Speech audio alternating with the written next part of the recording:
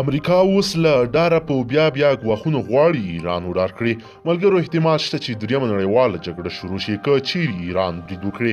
ایران د موقع په لټه کې ده، خو اصلي موضوع دلته ده چې د امریکا نظامي شتون په افغانستان کې او ایران د افغانستان ګاونډی، نو دې خبر افغانان ډیر سخت اندېښمن کړي دي او واقعا دا ډیر جدي ګواښ د افغانستان ته.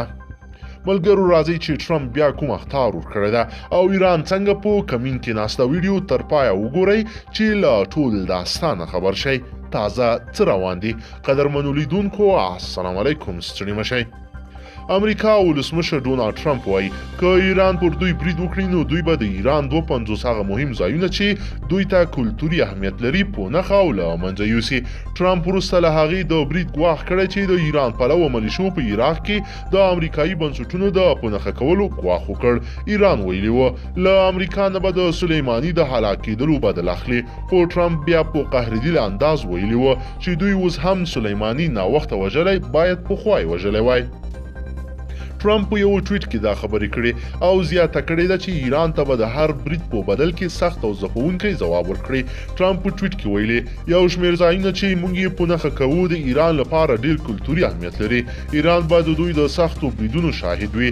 د ایران د سپاه پاسداران د قدس ځواک قومندان جنرال قاسم سلیماني تېره جمعه سهار د امریکایي ځواکونو په هوایي برید کې په هلاکت ورسېده.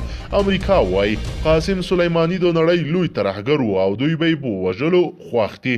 یو شمېر افغان سیاسیون هم د قاسم سلیماني پر وژنې خواخوږي ښودلې وه، خو د افغان ولس له سخت غبرګون سره مخ شول.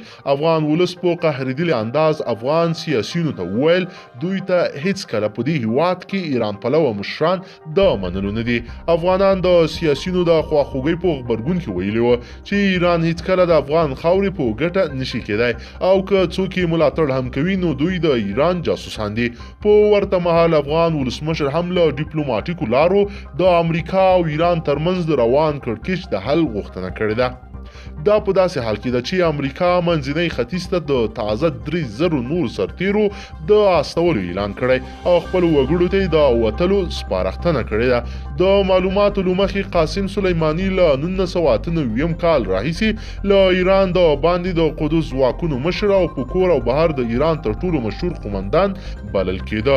د هغه په هلاک کېدو سره د نړۍ په زیات شمېر خلک خوښ لیدل کېږي، ځکه ویل کېدل د نړۍ د لویو ترهګرو له ډلې یو هم همدا و. قدرمنو لیدونکو که چیرې غواړئ چې ورته او تازه او پیښو څخه ډیر ژر او په لنډو کې ځان خبر کړئ، زموږ چینل د سره ضرور سبسکرایب کړئ او ویډیو د سره حتما لایک کړئ. مننه له توجه نه مو.